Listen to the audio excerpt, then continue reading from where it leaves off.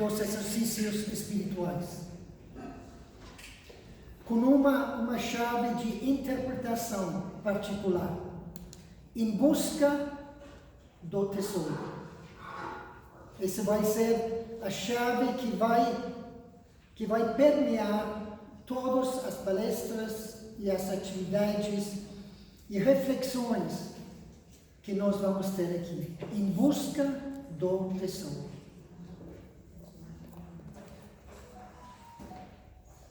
Os exercícios espirituais têm várias versões.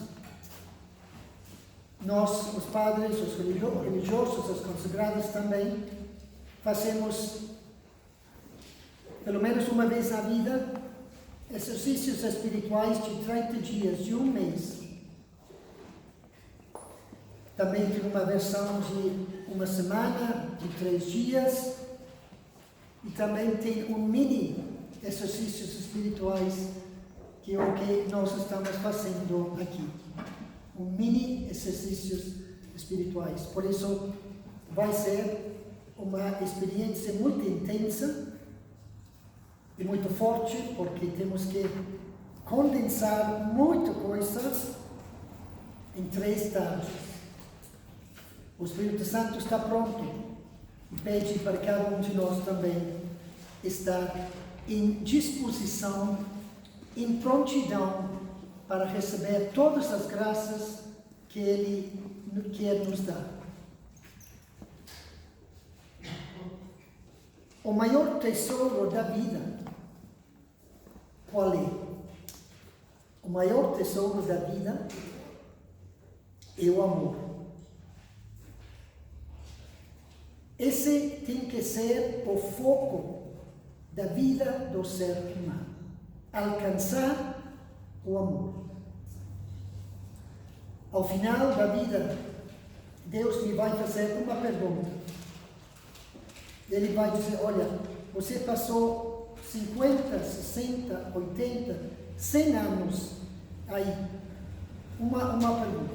Você aprendeu a amar ou não? E a única questão que ele vai perguntar para nós. Você amou o pobre? Você amou a pessoa sem roupa? Amou a pessoa na prisão? Amou a pessoa que estava desolada, sofrendo? Amou teu esposo? Amou teus filhos? Amou o vizinho? Esse vai ser a medida do segundo tempo da minha vida. Estamos agora no primeiro tempo da nossa vida. É um tempo curto, muito curto. Pois o segundo tempo é um tempo de eternidade. E esse tempo de eternidade vai depender deste curto período de tempo, o primeiro tempo do jogo da minha vida. E Deus me vai perguntar, você aprendeu a amar ou não? Você alcançou se livrar do egoísmo ou não? Porque o egoísmo é o oposto do amor. Então, esse é o objetivo, alcançar o amor. Como eu falei antes, ter ideias claras sobre a vida. A pessoa que tem ideias claras sobre a vida não vai errar. E a primeira ideia que eu queria deixar com vocês é que o tesouro é o amor. O tesouro não é dinheiro, não é bens materiais, não é ter posses, não é ter grandes conhecimentos sobre matérias do mundo. O tesouro é o amor. E podemos nos perguntar, um ponto para refletir, onde estou no caminho do amor? Estou no número 3, número 2, número 5. Onde estou? No caminho do amor.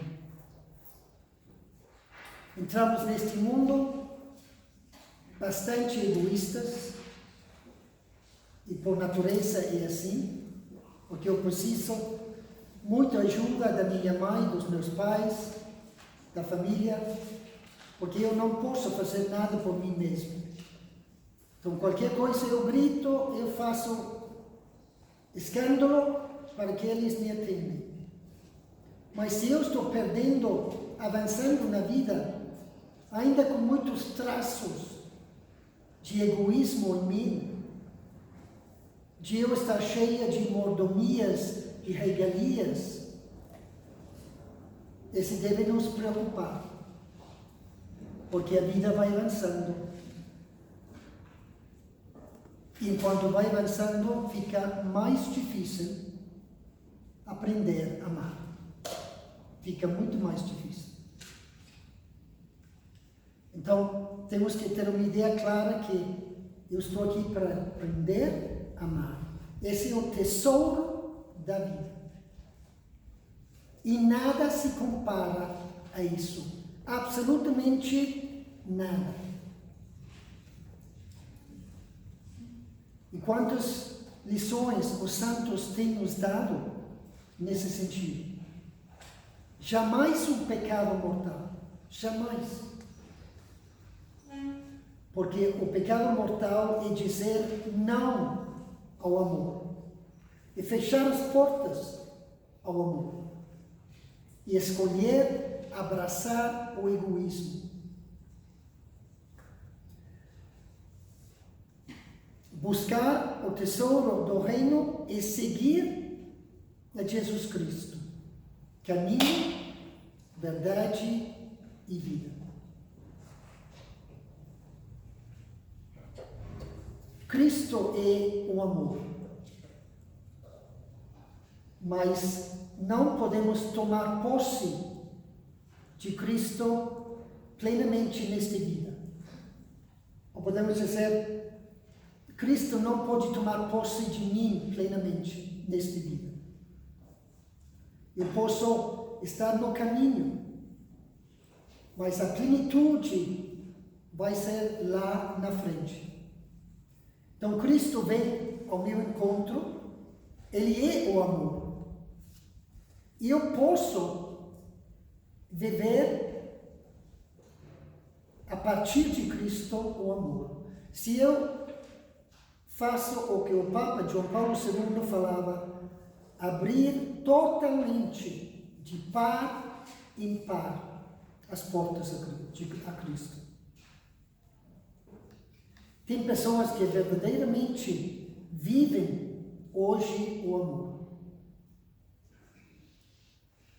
E fazem sacrifício para não sacrificar o amor. Então, encontrarmos com Cristo nesta vida e principalmente encontrar nele caminho, verdade e vida. Sem Cristo, não vamos encontrar o tesouro. Não vamos. Buscar seu reino e participar de sua proposta de vida. Caminhar com ele. Tornar-se sempre mais semelhantes a ele. Seu jeito de ser e de agir. Alcançar a maturidade em Cristo e revestir-se dos sentimentos de Jesus, a fonte inesgotável de bênçãos, de luz e de graça.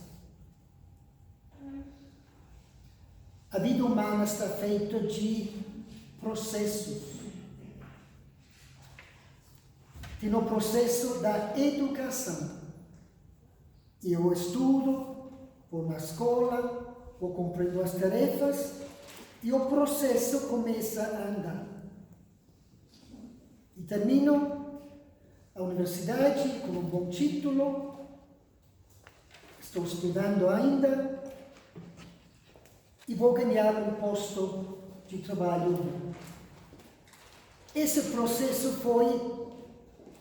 foi concluído, chegou à sua maturidade. E isso é muito importante. A pessoa que não sabe fazer caminhar os processos da sua vida é uma pessoa condenada à pobreza. A pessoa que vive como adolescente com 90 anos de idade é ser muito pobre. O processo nunca foi para frente.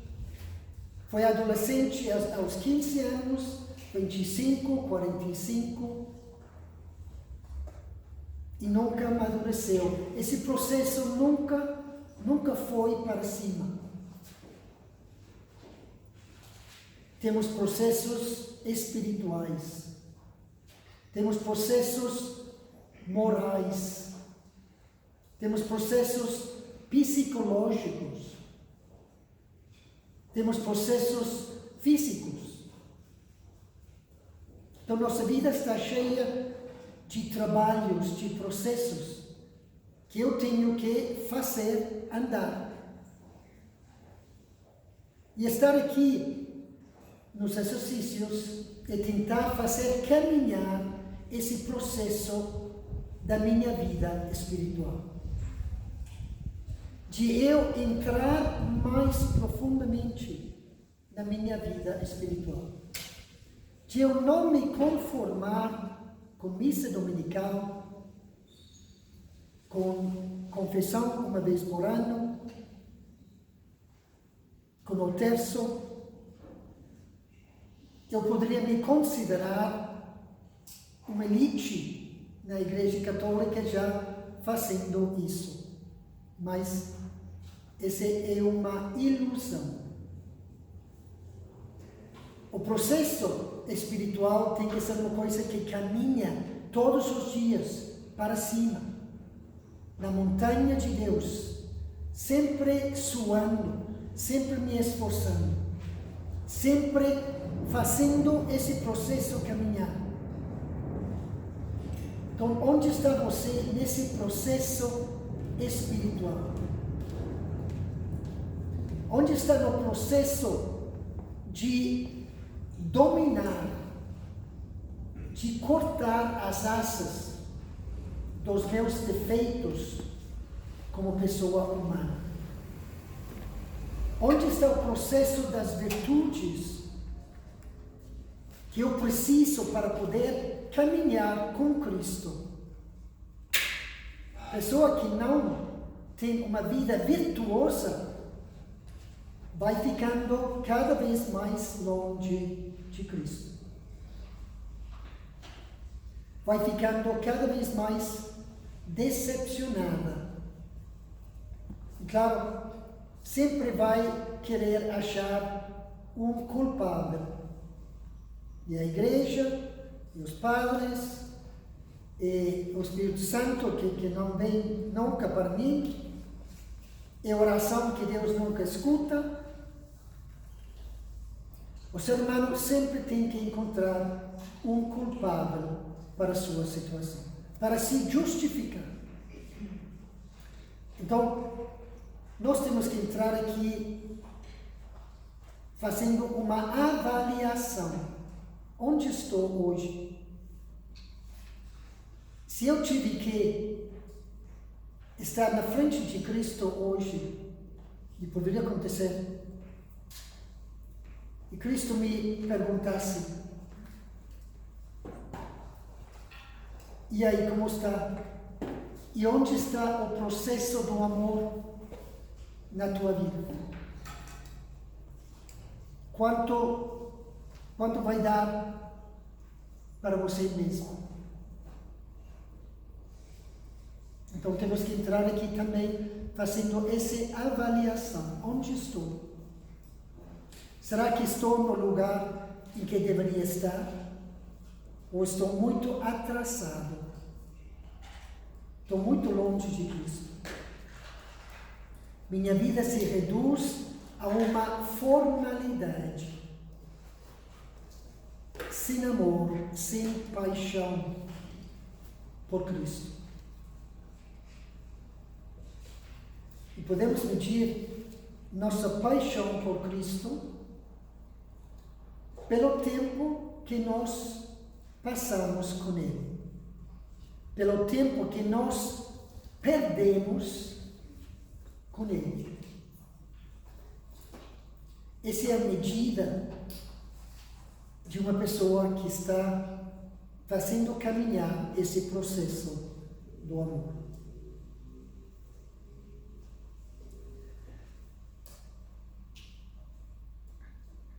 O Espírito Santo vem para nos ajudar, vem para nos conduzir a esse lugar interior onde meu esposo está. Ele está aqui, em pessoa, na Eucaristia, mas ele também está dentro de mim. Ele está querendo, como o Espírito Santo, construir dentro de mim um santuário.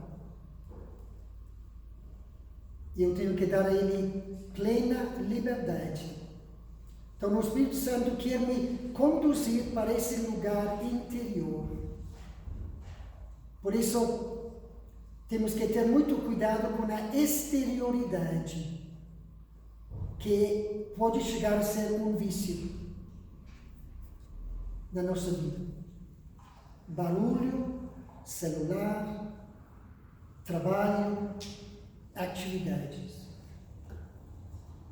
Pode ser uma escolha, uma cilada do demônio muito grande em nossa vida. Por quê? Porque o caminho vai para dentro. Dentro da nossa alma, Deus quer construir esse templo, onde Ele vai morar. Onde Ele quer morar. Onde Ele quer estabelecer um reino de amor.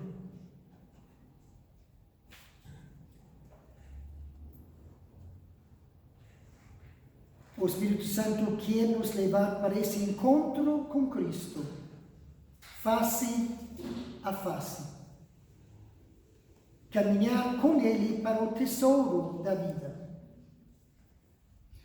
E a presença discreta do Espírito Santo que nos move a acolher em nós nosso potencial de ternura, de cuidado e de resistência diante de todas aquelas situações e forças que desintegram a vida humana. Está atuando uma força no mundo querendo me separar de Cristo. E não é uma força que não tem alma. É uma força de um anjo, que antes era o anjo da luz e hoje é o anjo das trevas. E ele está atuando todos os dias. Não está longe de nenhum de nós. Santo Antônio, numa visão espiritual, viu o demônio jogando ciladas no caminho das almas. E Santo Antônio falou para Cristo: é impossível. É impossível para alguém chegar no amor através de tantas ciladas. E Cristo falou para ele: é verdade, Antônio. Para o homem é impossível. Mas se eu estou com vocês, é possível. Só comigo e com o Espírito de amor vai ser possível chegar na plenitude da vida. Para adquirir o tesouro precisa perder tempo, procurar, cavar o campo, vender e se desfazer de outros bens. E tudo o que dá valor e sentido à existência humana. Os homens e as mulheres mais felizes do mundo são os que estavam correndo atrás do tesouro do amor. São Francisco não teve nada na vida. Nada. Uma roupa rude, simples, andavam descalços, mas era o homem mais feliz da vida. Então, os homens mais felizes e as mulheres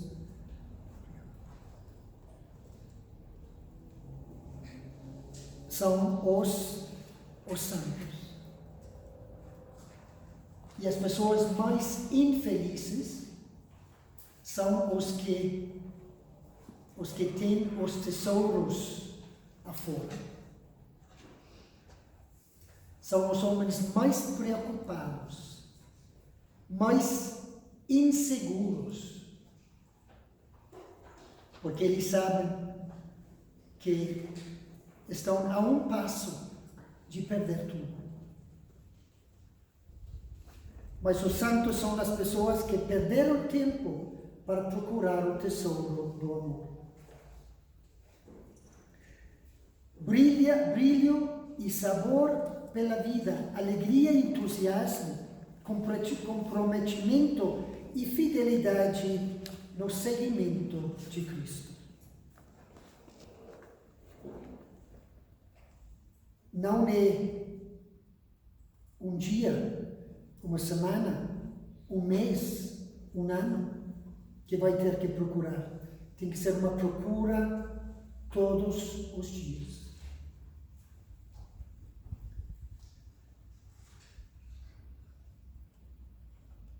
O texto que podemos meditar está em São Mateus, capítulo 13, versículo 45 e 46. A parábola do tesouro no campo e a parábola da pérola. Aquele que encontrou esse tesouro vendeu tudo para comprar esse campo. Esse campo se chama o Reino de Cristo.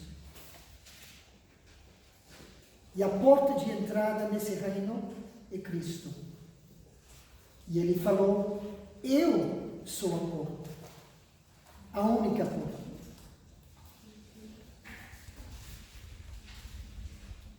Cada dia da minha vida preciso renovar o propósito do tesouro. E nunca deixar esse sonho, nunca deixar isso cair na zona da mediocridade e do esquecimento. Quanto esquecimento de Cristo e seu reino. Por isso que vamos um pouco, depois já vamos 3 passos atrás. E não precisa ser assim. É falta de alimento para esse ideal. É falta de tirar brilho todos os dias desse tesouro. E colocar esse tesouro sempre no lugar mais alto da minha vida.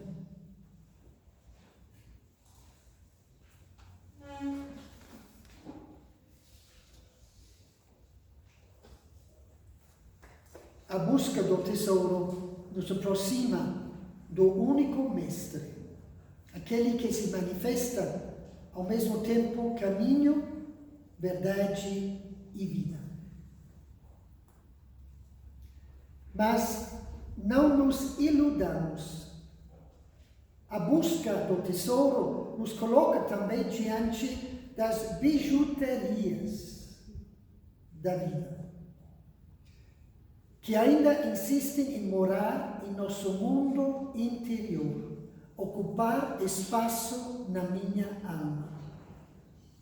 São pequenas criaturas abraçadas e queridas dentro da minha alma. E o Espírito Santo me fala, não posso entrar, não tem espaço para mim.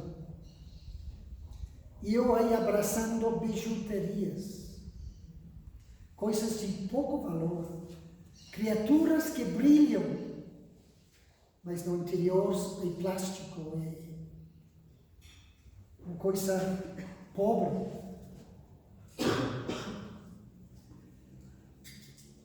E as quais ainda estamos apegados. E essa seria outra reflexão para estes dias. Que criaturas ainda estão ocupando um espaço que não deveriam ocupar dentro da minha alma? Uma joia, uma coisa mundana, uma terra. Eu venho de Porto Alegre e trabalho também em Bagé, onde a terra é muito forte lá. Quantas brigas pela terra. Quantas famílias brigando e sem falar pela terra, pela criatura da terra. Aqui, que outro bijuteria. Mas lá a terra fala muito forte, muito alto. Nos leva a enfrentar nosso mundo interior com toda a desordem que ainda existe aí, nesse mundo interior. Temos que enfrentar esse desordem, colocar a luz de Cristo, enfrentar esse desordem que cada um de nós temos. Temos que chegar à maturidade, onde minhas escolhas se pautam pelo amor de Deus e não por afetos desordenados.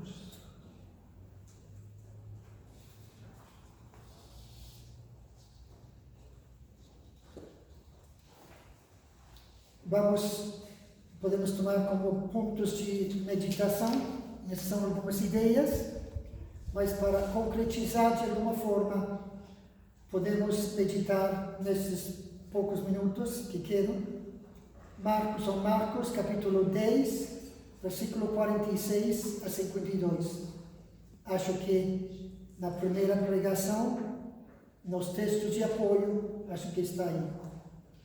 E o Bartimeu, cego e mendigo, à beira do caminho da vida, parado no caminho da vida. O processo dele estava parado. E quantas vezes nós também estamos cegos e à beira do caminho? Estamos no caminho? Estamos. E está correndo? Não exatamente. Estou sentado debaixo de uma árvore com um cobertor em cima de mim, cego. E tenho anos que estou aí, nesse lugar. Mas esse Bartimeu também era um homem de fé. E estava rezando. E quando Cristo passou, ele acordou. E começou a se enlouquecer, de tal forma que ninguém parava ele com seus gritos. Incomodou todo mundo. Cala a boca! Mas ele não calava para ninguém. Gritava: Jesus, filho de Davi, tem piedade de mim. Um grito do fundo da sua alma. Será que nós rezamos assim? A nossa oração é formal: Pai Nosso, Ave Maria, glória ao Pai. Acabou? Menos mal, já acabou. Vamos para algo exterior, onde eu me sinto mais à vontade.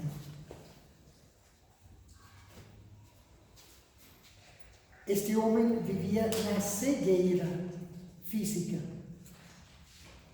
mas tem muitas pessoas que estão com cegueira espiritual. Não estão vendo.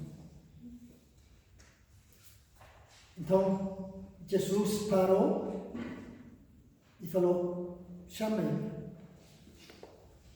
E eles falaram: Jesus te chama, coragem, vai.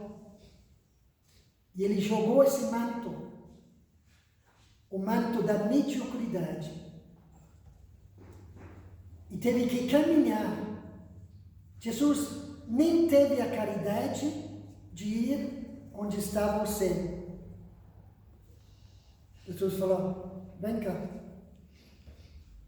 Ele teve que se colocar de pé e ele pulou e foi em direção a Jesus. Temos que pular também. Temos que acordar e pular. E Jesus pergunta: que queres que eu te faça? Que queres hoje que eu te faça? E este homem sábio falou: mestre, que eu veja, que eu possa recuperar a minha vista.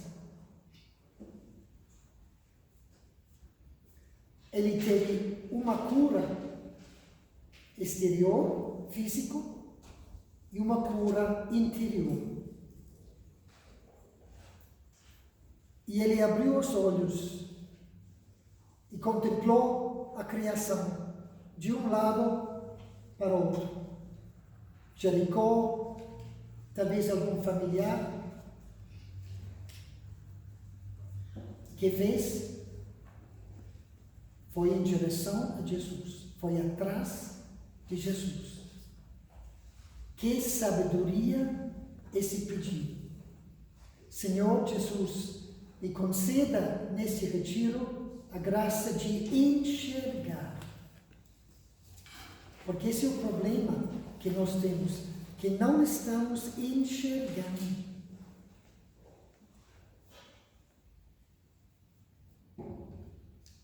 E essa falta de visão espiritual pura me deixa à beira do caminho.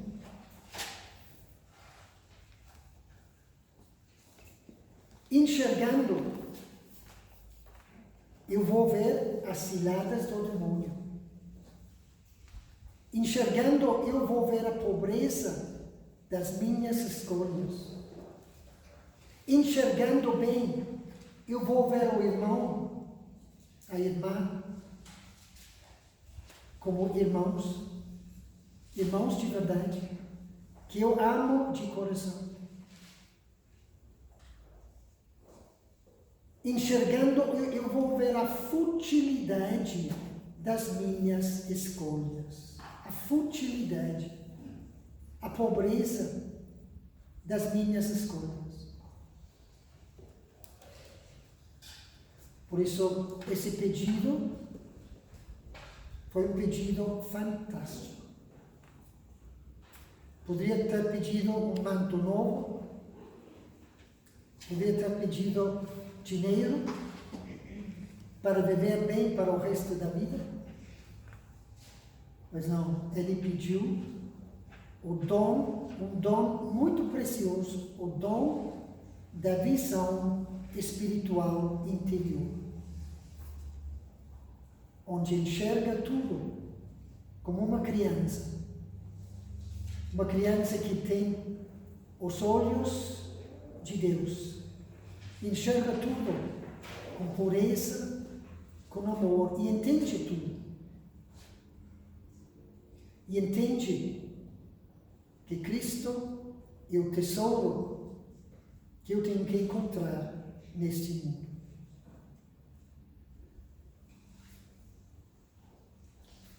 Desculpe roubar tanto tempo de vocês, mas agora temos mais ou menos 10 minutos para fazer uma reflexão, sair fora, tomar um pouco de vitamina D, tomar um pouco de água, e nos vemos aqui em 10 minutos.